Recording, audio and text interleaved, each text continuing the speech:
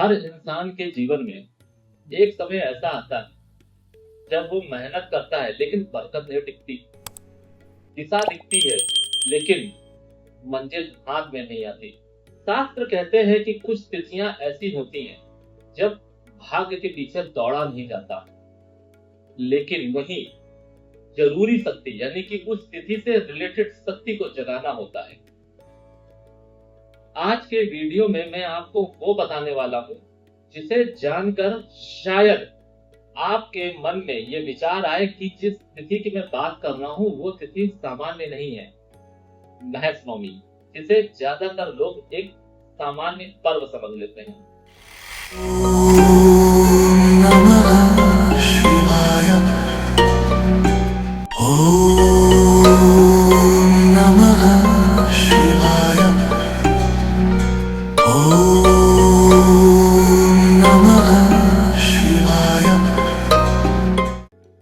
जरा सोचिए और एक सवाल का जवाब दीजिए कि क्या खास है इस महस नवमी को? क्यों महस नवमी को मात्र एक पर्व नहीं माना जाता? और अगर मैं आपसे पूछूं कि ऐसे कौन से वो देव हैं जो उग्रता पे, विनाश और करुणा में आपके संरक्षक बन जाते हैं? जवाब है शिव का महस। महस मात्र एक शब्द नहीं है, एक शिव का ऐसा स्वरूप है जो करुणा में अगर आ जाए तो आपके लिए सबसे बड़े संरक्षक हैं। फिर सृष्टि की कोई भी शक्ति आपके विरुद्ध ही क्यों ना हो, वहीं उग्रता पर अगर आ जाए तो सृष्टि की कोई भी शक्ति आपको बचा नहीं सकती, विनाशक। लेकिन सवाल ये नहीं है कि महस भूत क्या है, सवाल ये है कि आखिर महस नवमी खास क्यों है? क्यों इस दिन लोग सिर्फ पूजा पाठ ही करके रह जाते हैं? और अगर ये दिन खास है तो आज के समय में लोगों को याद क्यों नहीं है? जवाब है आज की व्यस्त शैली। इसमें लोग सिर्फ आराम चाहते हैं। बहुत सारे ऐसे लोग हैं जो बहुत सारी चीजें भूल चुके हैं। महस नवमी मात्र एक तिथि नहीं है, ये एक समुदाय से जोड़ी गई है, महेश्वरी कम्युनिटी। क्यों इस दिन को हर व्यापारी, साधक और प्रॉब्लम यानी कि जो भी व्यक्ति प्रॉब्लम में फंसा हुआ है वो अपने भाग्य को इस दिन से जोड़ता है?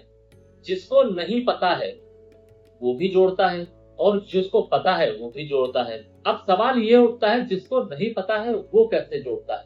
वो ऐसे जोड़ता है कि महस नवमी वाले दिन हर इंसान के मस्तिष्क में एक बात सवाल जरूर आता है, खुद को लेकर, अपने भाग्य को लेकर और अपने कर्म को लेकर। यही वो रिमाइंडर है जब ये शक्ति आपको बता रही है कि अब समय है दिशा बदलने का। ये तिथि आपके जीवन में कोई चमत्कार करने नहीं आई है, ये तिथि आपके जीवन में दिशा बदलने आई है, यानी कि ओरिएंटेशन के लिए ये तिथि जानी जाती है। और जब आपका मन स्थिर होता है, दिशा बदलती है, तभी आपके जीवन में बदलाव आता है।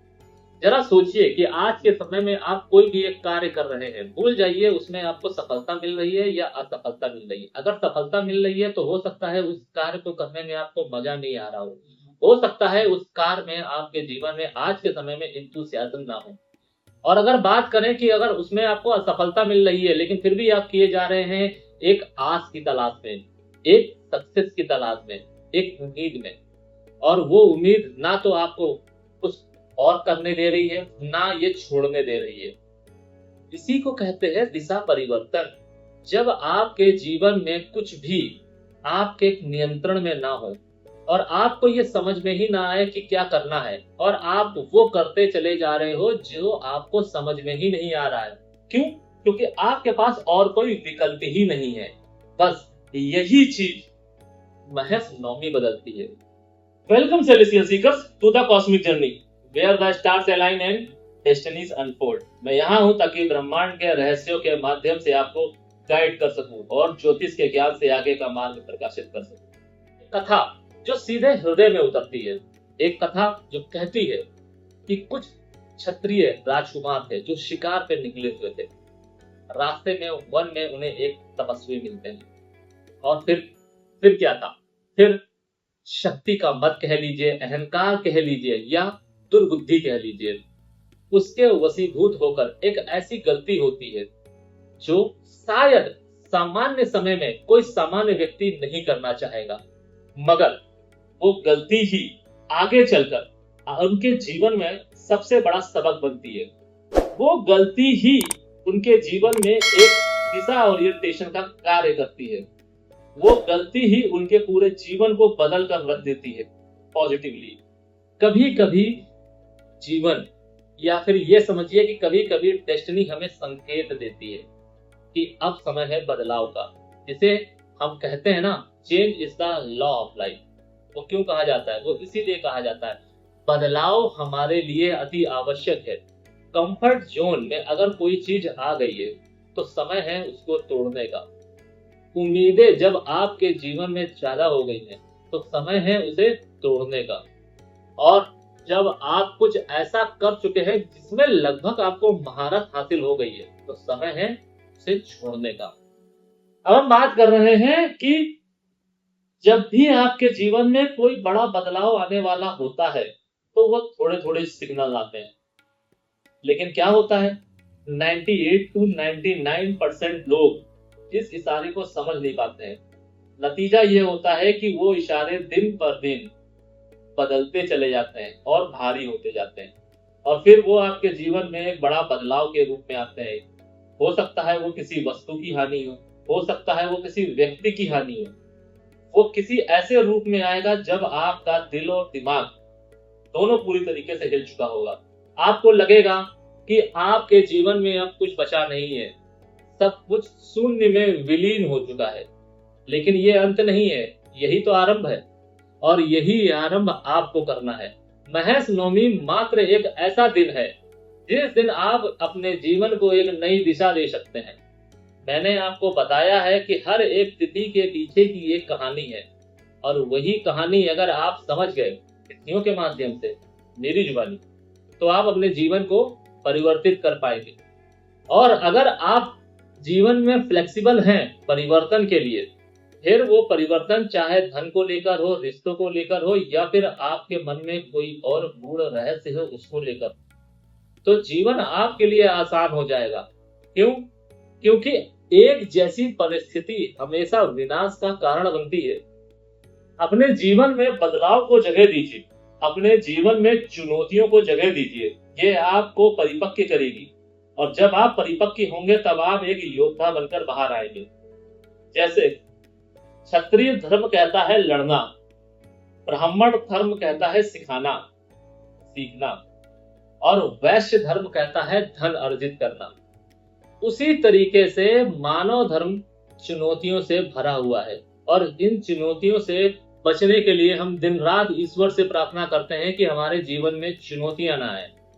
यानी कि आप अपने जीवन में ब्लॉकेज को बुला रहे हैं, अपने जीवन में दबे शब्दों में। बस आपके जीवन में चुनौतियां आएंगी, आपका सवाल ये होना चाहिए कि हमारे जीवन में जो भी चुनौतियां आने वाली हैं प्रभु, या जो चुनौतियां आ चुकी हैं उनसे मैं बाहर कैसे निकलूं, मुझे शक्ति दो। जबकि हम मांगते क्या है कि हमारे जीवन में कभी कोई परेशानी ना आए, कोई चुनौती ना आए। यानी कि आप कंफर्ट मांग रहे हैं, और जब आप कंफर्ट चाहेंगे और आपको कंफर्ट मान लीजिए मिल भी गया, ऐसा नहीं है कि वो सदा के लिए होगा। उस पॉइंट ऑफ टाइम में किसी तिथि के माध्यम से, किसी पूजा के माध्यम से, या किसी व्यक्ति विशेष के आशीर्वाद के माध्यम से आपको वो कंफर्ट मिल गया, तो ये मत समझिए कि आपके जीवन में चुनौती नहीं आएगी। वो स्थिति, वो परिस्थिति बीत जाने के बाद में जब आपके जीवन में चुनौती आएगी तो आप उसे सह नहीं पाएंगे। यही कारण है कि जब इंसान के जीवन में बहुत देर से चुनौती या परेशानी आती है तो वो सुसाइड करने भागता है, वो गिव अप करने जाता है, वो उम्मीदें हार जाता है, वो पागल हो जाता है। क्यों? क्योंकि उसके परिवार वालों ने, उसकी सराउंडिंग ने, उसके सबकॉन्शियस माइंड ने उसको सिखाया ही नहीं है कि उससे लड़ना कैसे है।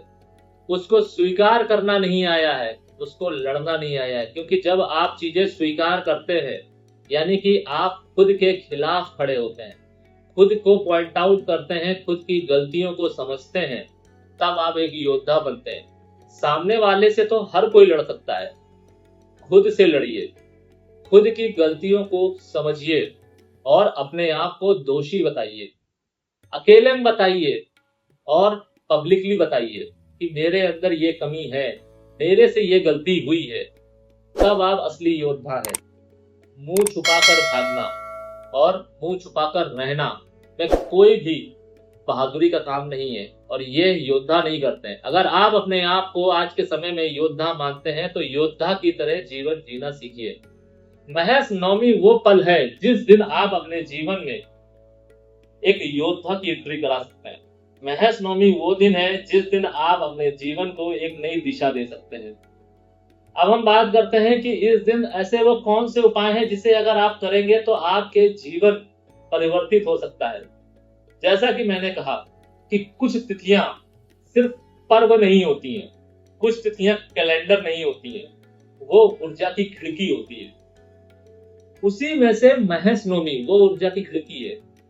यानी कि कुछ तिथियां ऐसी होती हैं जो हमारे जीवन में ऊर्जा को संतुलित करने आती हैं। वो आपको धन देने नहीं आ रही हैं, वो आपको प्रॉब्लम से निकालने नहीं आ रही हैं, वो आपके जीवन में मान सम्मान को लौटाने नहीं आ रही हैं। वो बस आपके जीवन में आपके लिए जो अनुकूल पथ है, रास्ता है, जो शायद आज आप भटक चुके हैं, वो सिर्फ आपको उसमें जंप कराएगी। लेकिन आप कंफर्ट जोन में हैं, तो हो सकता है कि आप जब उस रास्ते पर कदम रखें या पहुंचे तो आपको बेचैनी हो, आपको उसकी आदत ही ना हो, आपको लगे कि हो सकता है कि जिस रास्ते पे आप पहुंच गए हैं वो गलत है, लेकिन नहीं, वही रास्ता सही है।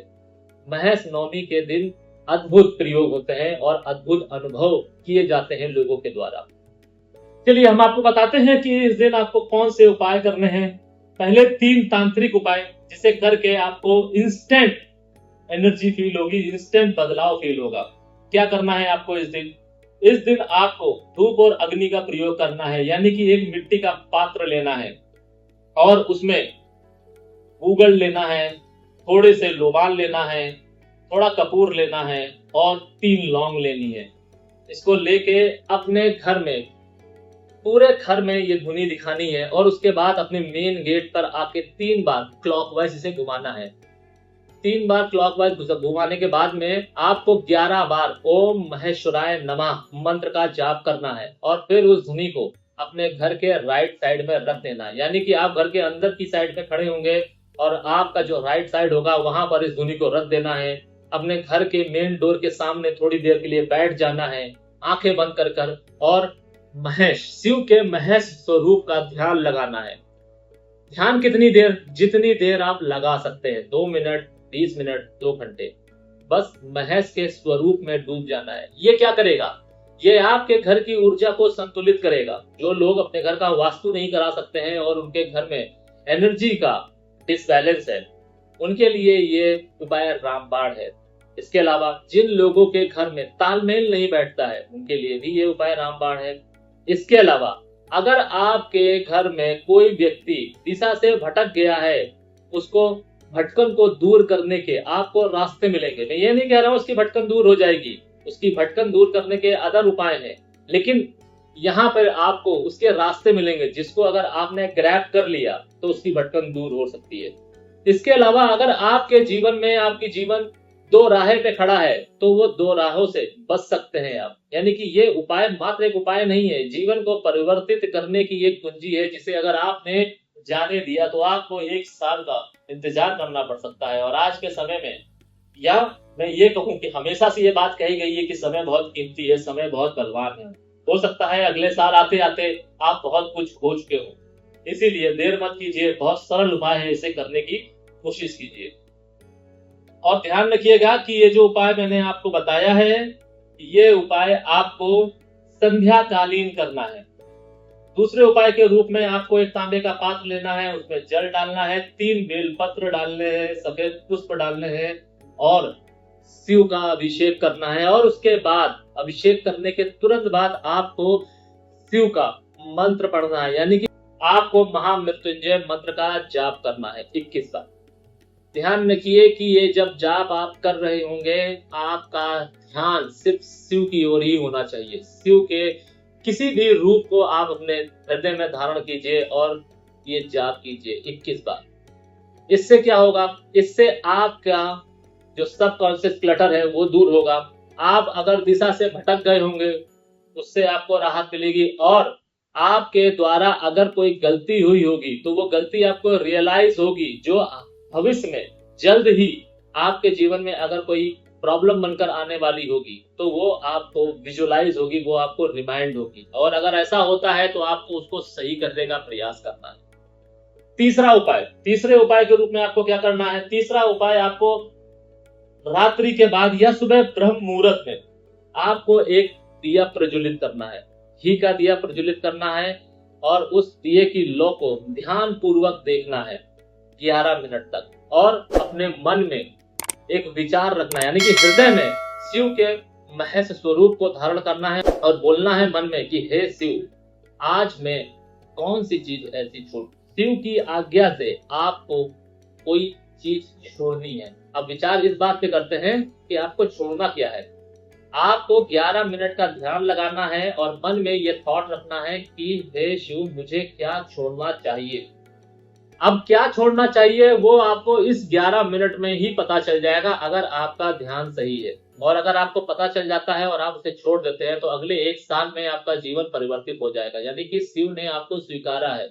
और अगर ऐसा नहीं होता है तो घबराने की आवश्यकता नहीं है, अभी आपका समय नहीं आया है, या फिर आपके ध्यान में कोई कमी रह गई है। दोनों में से वजह कोई भी हो सकती है, लेकिन अपने आप निराश होने की आपको आवश्यकता नहीं है।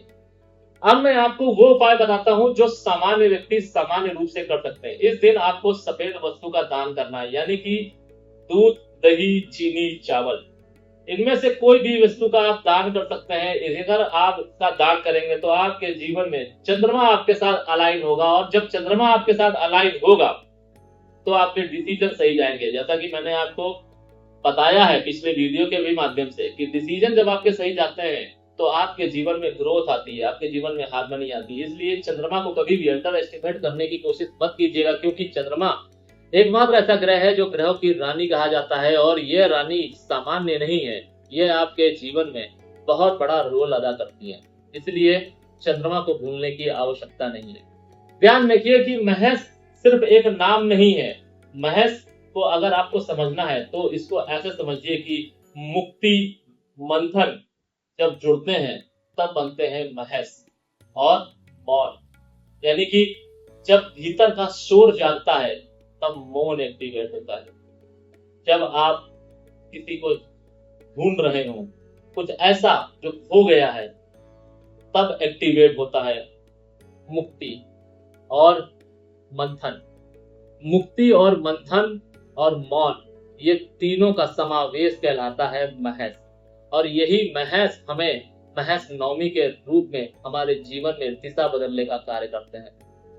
महेश्वरी समाज के रूप में ये दिन बहुत खास कहा जाता है। आप देखिएगा कि महेश्वरी समाज इस दिन को कितने धूमधाम से मनाता है। इसको सिर्फ एक पर्व मत समझिए, जो रेमेडीज मैंने आपको बताई हैं इसको आप कीजिए।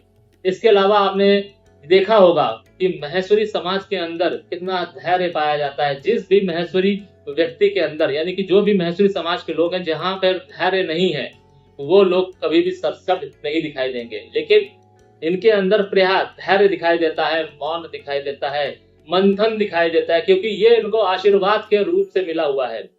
महस के रूप से ही ये जाने जाते हैं, तभी इनको महेश्वरी सरनेम मिला है। ये भी क्षत्रियों का ही एक वर्ण है जो आज बनिया समाज के रूप में जाने जाते हैं। बनिया समाज में घुल मिल गए हैं, वो व्यापार कर रहे हैं, लेकिन ये वो समुदाय है जो व्यापार भी करना जानते हैं और मौका पड़ने पर तलवार से आपका सर भी काट सकते हैं, क्योंकि ये हनुमान जी की तरह उनके अंदर वो शक्ति है जो क्षत्रियों में जैसे लड़ने की शक्ति थी वो आज के समय में दबी हुई है, लेकिन अगर समय आया तो इनको तलवार चलाना भी आता है।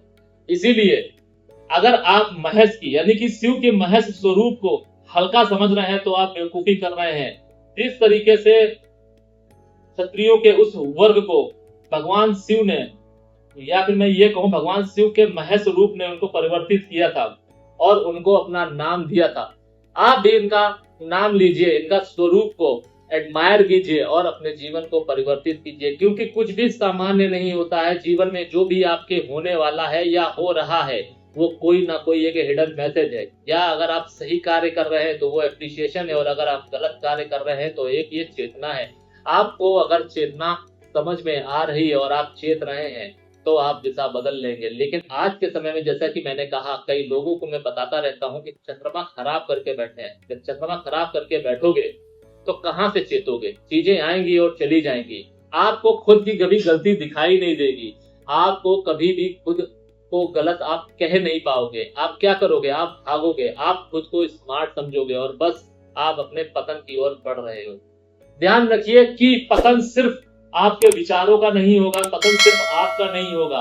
पतन एक ऐसा शब्द है जिसका बीज आप जितना ज्यादा बड़ा बोएंगे या इसको जितना ज्यादा सींचेंगे वो उतना बड़ा हो जाएगा। कभी कभी ये पतन इतना बड़ा हो जाता है कि कुल के कुल सुहा हो जाते हैं। आप चाहे तो भगवान श्री कृष्ण का उदाहरण ले सकते हैं, आप चाहें तो कौरवों का उदाहरण ले सकते हैं या पांडवों का भी उदाहरण ले सकते हैं। परिवार तो एक ही था, पतन हुआ। इसीलिए आपको यह समझना होगा कि एक गलत डिसीजन आपको पतन की तरफ भी ले जा सकता है और एक सही डिसीजन आपको पूजनीय भी बना सकता है। ये पतन से पूजनीय तक का सफर अगर आपको तय करना है तो महस नवमी के दिन आप अपने आप को समर्पित कीजिए। और अगर आप कोई विशेष उपाय करना चाहते हैं या आपके पुत्र पुत्री के जीवन में कोई ऐसी स्थिति चल रही है जिसे आप समझ रहे हैं लेकिन आपका पुत्र या पुत्री नहीं समझ रहा है, या आपके घर में और कोई ऐसा रिलेशन है वो नहीं समझ रहा है या समझ रही है और आप परेशान हैं, क्यों?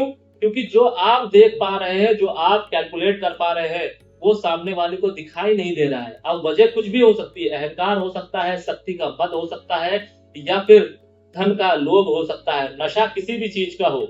वो जिस भी नशे में या जिस भी मद में चूर है, जिस भी वजह से उसको चीजें नहीं समझ में आ रही और आपको आ रही और आप चाहते हैं कि उसको सच्चाई का सामना करना पड़े या उसके सामने सच्चाई आए, तो आप हमसे संपर्क कर सकते हैं। मैं आपको बताऊंगा कि इस दिन को आप किस तरीके से लेवरेज करके, कौन से वो ऐसे उपाय हैं अपनी कुंडली के हिसाब से आप करके उनके जीवन में हार्मनी ला सकते हैं।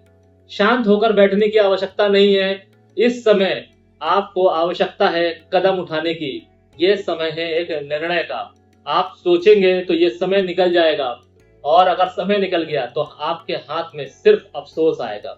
इसीलिए इस दिन का उपयोग जरूर कीजिए। हर व्यक्ति को इस दिन का उपयोग करना चाहिए। जिसका जीवन अच्छे से चल रहा है उसको भी करना चाहिए और जिसका जीवन अच्छे से नहीं चल रहा है उसको भी करना चाहिए, क्योंकि बदलाव दोनों ही श्रेणी के जीवन में आवश्यक है। ये जो मैंने उपाय बताए हैं, तांत्रिक उपाय, ये उपाय करने के बाद में कुछ ऐसा हो सकता है कि आपके जीवन में यकायक एक परिवर्तन आए। हो सकता है आपके जीवन में कुछ परिवर्तन ऐसे आए जिसे आप शायद संभाल ना पाए या जो आपकी आत्मा को झकझोर दे। घबराने की आवश्यकता नहीं है, वो परिवर्तन पॉजिटिव है। उस परिवर्तन में आपको कैसा रिएक्ट करना है अगर आप नहीं समझ पा रहे हैं तो भी आप हमसे संपर्क कर सकते हैं। लेकिन यह तय है कि महस नवमी का दिन जब भी निकलता है तो परिवर्तन लेकर आता है। एक कथा के रूप में आप ऐसे समझिए कि एक व्यापारी था जो हर साल बहुत पूजा पाठ करता था, नियम धर्म कर्म करता था और उसकी लाइफ इसी पैटर्न में आगे बढ़ रही थी। क्या था? उसकी पूजा भी फिक्स थी, उसके नियम धर्म कर्म भी फिक्स थे, हर एक चीज एक फिक्स पैटर्न में थी। कुछ भी नया उसके दिनों में ऐड नहीं होता था। साल बीत रहे थे, समय था परिवर्तन का, लेकिन उसके जीवन में परिवर्तन था ही नहीं। परिवर्तन को वो आने ही नहीं दे रहा था। क्या होता है, एक दिन महस नवमी के कुछ दिन बाद उसका परिवार उससे टूटता है, धन उससे छूटता है, नाम खराब होता है और उसको समझ में ही नहीं आता कि उसके साथ ऐसा क्यों हुआ। और यह हुआ था मात्र महस नवमी के कुछ दिन बाद। क्योंकि जब भी महस नवमी आएगी जीवन में एक सटल परिवर्तन आएगा या तो एक इंडिकेशन आएगा, और वो इंडिकेशन अगर आप इग्नोर कर रहे हैं तो हो सकता है कि कभी ना कभी एक ऐसा दिन आए, वो भी महस नवमी के आसपास का ही दिन होगा, जब आपके जीवन में एक बड़ी उथल पुथल आ चुकी होगी और शायद तब आप अपने आप को संभाल ना पाए या आप अपने नियर एंड डियर वन को संभाल ना पाए। ये भूचाल कभी भी किसी के जीवन में आ सकता है। मैं यहाँ पर आपको डराने नहीं आया हूँ, ना मैं आपको डराना चाह रहा हूँ। मैं आपको बस बता रहा हूँ कि बदलाव की कहानी किस तरीके से लिखी जाती है, और ये जब बदलाव की कहानी लिखी जाती है तब ही हमारे जीवन में हार्मनी आती है। जो भी व्यक्ति इसे स्वीकार करता है, और जो इसे स्वीकार नहीं करता है उसके जीवन में सिर्फ दुख प्रताड़ना ही आती है। इसीलिए जब भी आपके जीवन में बदलाव आए या बदलाव का इंडिकेशन आए उसे आप स्वीकार कीजिए। अगर आप नहीं स्वीकार कर पा रहे हैं तो अपने सराउंडिंग में एक ऐसा बुद्धिजीवी व्यक्ति रखिए जिससे आप इस तरीके के इंडिकेशन को डिस्कस कर सकें।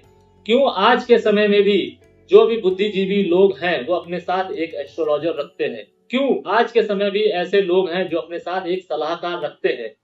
जरूरी है।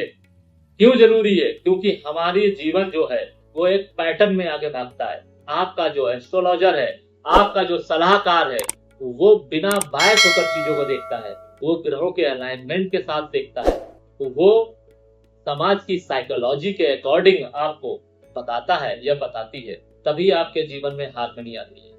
अगर ऐसा नहीं होता तो जितने भी बड़े बड़े लोग हैं, डेमोक्रेसीज हैं, वो क्यों अपने घर में या अपने ऑफिस में एडवाइजर को रखते हैं। अगर कुछ ऐसा है इस वीडियो के माध्यम में जो आपको समझ में नहीं आया है तो आप हमें कमेंट के माध्यम से हमसे पूछ सकते हैं। अपने नियर एंड डियर वन के कुंडली का एनालिसिस कराने के लिए भी हमसे संपर्क कर सकते हैं, या फिर अगर आपका कोई स्पेसिफिक सवाल है तो भी आप हमसे कर सकते हैं थ्रू आउट द व्हाट्सएप और थ्रू आउट द कमेंट। फिलहाल आज के लिए बस इतना ही। सेलेस्टियल एनर्जीज आपका मार्गदर्शन करे और आपके आगे के सफर को प्रकाशित करे। शरणम।